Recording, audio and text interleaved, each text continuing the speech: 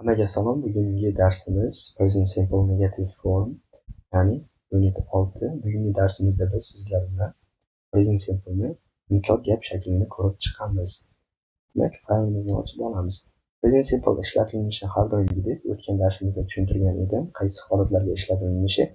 Endi mana shu holatlarni siz negativ shaklini aytmoqchi bo'lsangiz, present simple negativ formulasini bilishingiz kerak bo'ladi. Negativ formulasi juda ham oson. Demak, biz negativ formulani yasashimiz uchun bizga do va does yordamchi fe'llari kerak bo'ladi. Mana shu ikkala fe'l yordamchi fe'li orqali biz negativ shakl yasaymiz. Ya'ni present simple mana shu ikkala do va does orqali negativ formula yasaladi. Demak, biz do ni I, we, you, they uchun ishlatamiz. Does ni esa he, she, it uchun ishlatamiz. Demak, mana formulani to'liq ko'rib chiqamiz. Negative form I, we, you, they uchun subject plus don't, keyin verb plus object. Ya'ni mana shu don't bizga negativ shaklni beradi. Subjectdan keyin mana egadan keyin don't ni qo'yib, keyin verb object qo'yib qo'yadigan bo'lsangiz, gapingiz negativ shaklga o'tib qoladi. Misol uchun I don't go to school every day. Men maktabga har kuni bormayman. Mana shu don't kelyapti. Bo'ldi, mana shu orqali biz I, we, you, they uchun shu tartibda biz gap tuzar ekanmiz.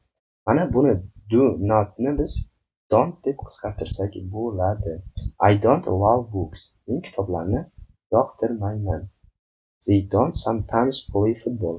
Ular odatda futbol o'ynamaydi. Demak, subject, don't, verb, object. Bo'ldi, masala hal.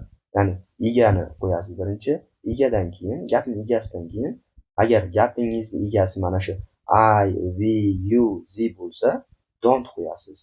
Keyin fe'ldan keyin mana bu obyekt va oxirida keyword.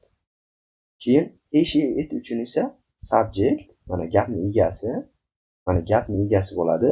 Gapning egasidan keyin esa does not ishlatiladi. Does not.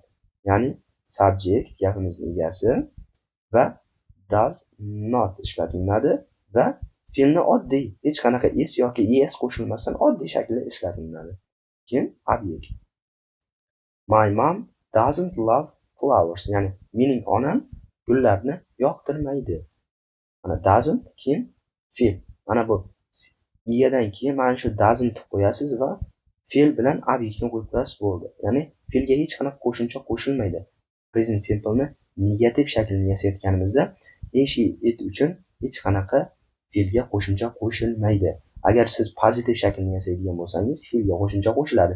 Chunki bunda does ishlatilmaydi.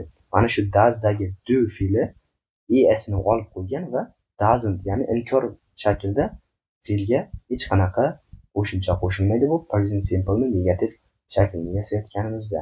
My mom doesn't love flowers. Mening onam gullarni yoqtirmaydi. My dad doesn't read newspaper every day. Mening otam har kuni gazeta o'qimaydi. Va doesn't biz gapirayotganimizda mana o'qiyotganimizda doesn't deymiz. Does not emas, doesn't deb o'qisangiz siz chiroyliroq chiqadi. Ya'ni my dad does not read newspaper every day degandan ko'ra my dad doesn't read newspaper every day. Ya'ni qisqartmasi does nedan keyin ochib qolib tutuq kelyapti. Yana qo'shilib yoziladi. He usually doesn't go to the university with his friends. Ya'ni u odatda do'stlari bilan universitetga bormaydi. Ya'ni bu present simple hozirgi oddiy zamoni siz ishlatiladigan mana shu qoidalar uchun qoidalarning negativ shaklini aytmoqchi bo'lsangiz gapda mana shu formuladan foydalanasiz. Formulasi juda oson ekan.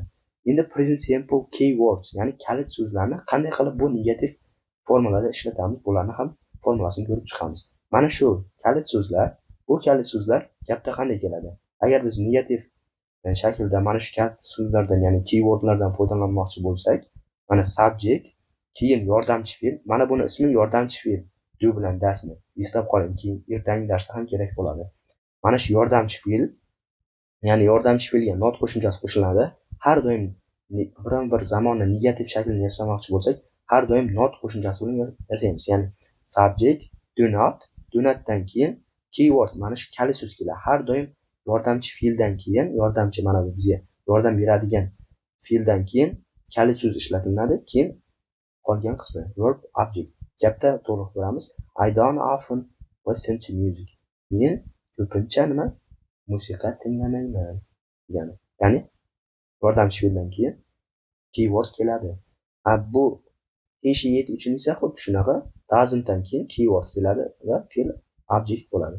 He doesn't always go to the school with his friends. U demak do'stlari bilan maktabga har doim bormaydi. Every day esa har doim mana bu gapni oxirida keladi. Buniki oson. Ya'ni mana bu formula bo'ladi. Bu formuladan keyin gapni oxirida every day keladi. Plus formulasi shunaqa. Buni men faylini mana shu Dadaxon English Telegram kanaliga tashlab qo'yaman. Endi biz kitobga qaytadigan bo'lsak. Necha daqiqa? 5 daqiqa. Demak, kitobimizda I don't, mana I don'tdan keyin fe'l qo'yasan, mana shu fe'lda inkor shakli bo'ladi deb boshdan bizga mavzumizda keltirgan. Demak, rasmga qaraymiz. Rasmda aytyapti, bitta ayol ikkinchi bir ayolga sigaret uzatib aytyapti, have a cigarette? Sen sigaret chekasanmi? No, thanks, I don't smoke. Men chekmayman. Ya'ni bu yomon ayol ekan. Yo'q, rahmat, men chekmayman. Ya'ni bu hayot davomida umuman chekmaydi, hozir ham chekmagan, keyin ham chekmaydi. Bu umuman chekmaganligi uchun bu I don't smoke. Men umuman chekmayman deganda ma'nosi.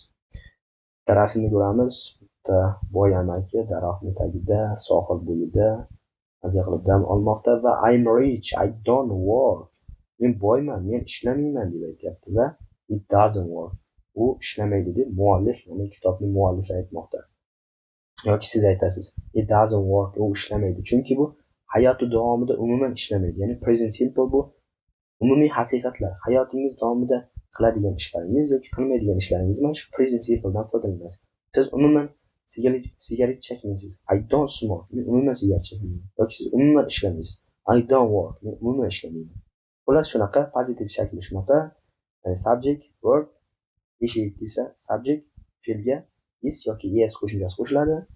Negativ shaklda esa mana shu fe'l bilan egani orasiga don't yoki doesn't qo'yib qo'yamiz. Bo'ldi. Mana bu jadvalni ko'rib ham yanada mukammal o'rganib olasiz. Bularni siz hammasini yozib, grammatika daftaringizga yozib, to'liq qilib homework guruhga tashlaysiz.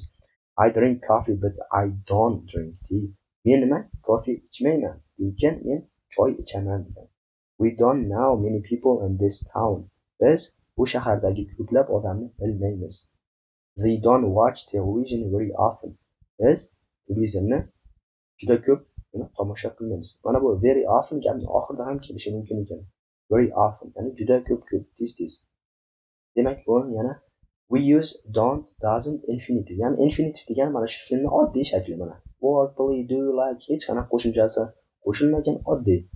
Keyin we use don't dan keyin doesn't dan keyin fe'lning oddiy shaklini ishlatamiz. Har bir ega uchun deyapti. Ya'ni do bilan does'ni tegishli o'zini egasiga qo'yasiz va fe'lni birinchi shaklini qo'yib qo'yasiz. Ya'ni birinchi shakl deydi, infinitive shakl, oddiy shakl. I don't like washing the car. Men nima? Mashina yuvishni yoqtirmayman. Xullas mana shunaqa mashqlarni bajarib, homework guruhga tashlaymiz va bu yerdagi har bir notanish so'zlarni biz lug'at daftarimizga yozib yodlaymiz va lug'at topshirayotgan paytingizga o'qituvchingizga har birini topshirib izoh bilan berasiz va mashqlarni ham o'z vaqtida bajarib qo'yamiz. Bugungi darsimiz o'z nihoyasiga yetdi. Keyingi darsimizda present simple'ni savol shaklini ko'ramiz. Hammaga rahmat, xayr, salom.